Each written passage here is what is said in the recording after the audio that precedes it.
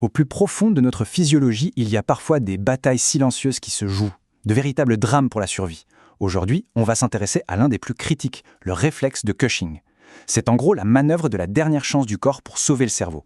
Une tentative désespérée où chaque seconde est absolument cruciale. Alors imaginez un peu le tableau pour un médecin. La pression artérielle d'un patient s'envole, elle crève le plafond, mais en même temps son cœur ralentit de façon complètement anormale.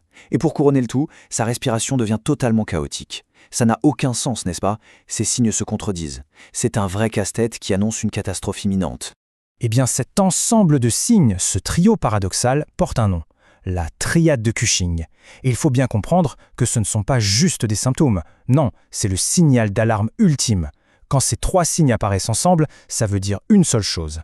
Le cerveau est en danger de mort, immédiatement.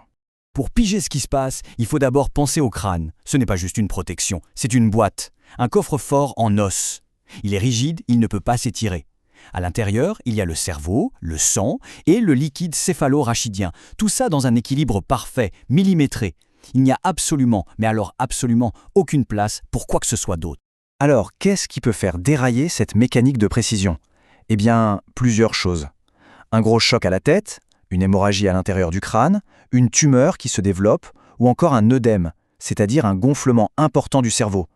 Chacun de ces problèmes ajoute du volume dans une boîte qui est déjà pleine à craquer.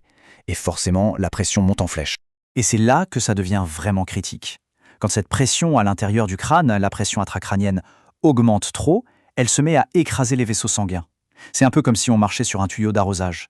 Le débit sanguin s'effondre et avec lui, l'apport en oxygène, qui est vital pour le cerveau. Résultat, le cerveau commence littéralement à étouffer. Bon, face à cette menace mortelle, le corps ne reste évidemment pas les bras croisés. Il lance une contre-offensive d'une violence inouïe. C'est une véritable cascade de réactions pour essayer coûte que coûte de forcer le sang à revenir dans le cerveau. Une vraie guerre interne pour la survie est déclarée. Alors regardons cette cascade de plus près, étape par étape. Tout part de la pression dans le crâne qui augmente. Ça fait chuter l'arrivée de sang au cerveau. Le cerveau manque d'oxygène, c'est ce qu'on appelle l'ischémie. Pour contrer ça, le système nerveux sympathique envoie une décharge massive d'adrénaline qui fait exploser la pression artérielle pour forcer le passage. Sauf que cette hypertension est si forte que le corps la détecte et essaie de se protéger en ralentissant le cœur.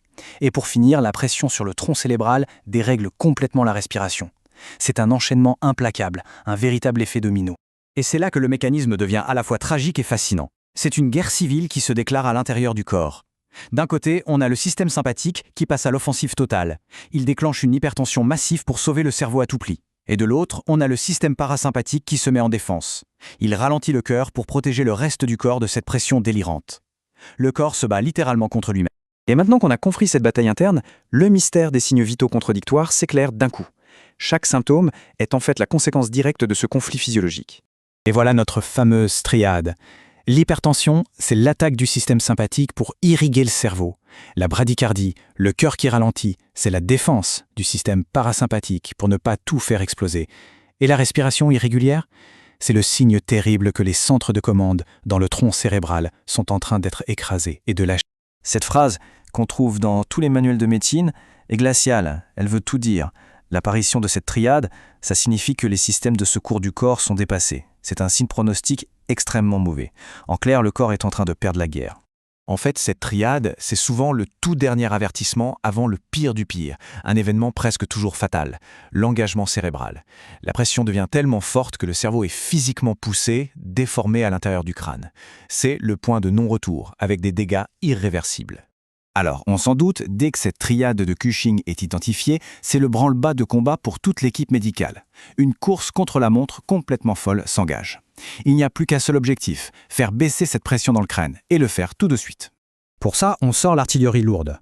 On peut surélever la tête du patient, utiliser des médicaments puissants comme le mannitol, qui va littéralement aspirer l'eau hors du cerveau, ou même drainer une partie du liquide céphalo-rachidien pour faire de la place. Et dans les cas les plus désespérés, il faut carrément passer par la chirurgie, la craniectomie décompressive. On retire un morceau de l'os du crâne pour laisser le cerveau gonfler à l'extérieur. Pour conclure, ce réflexe de Cushing est profondément paradoxal. C'est un vrai couteau à double tranchant.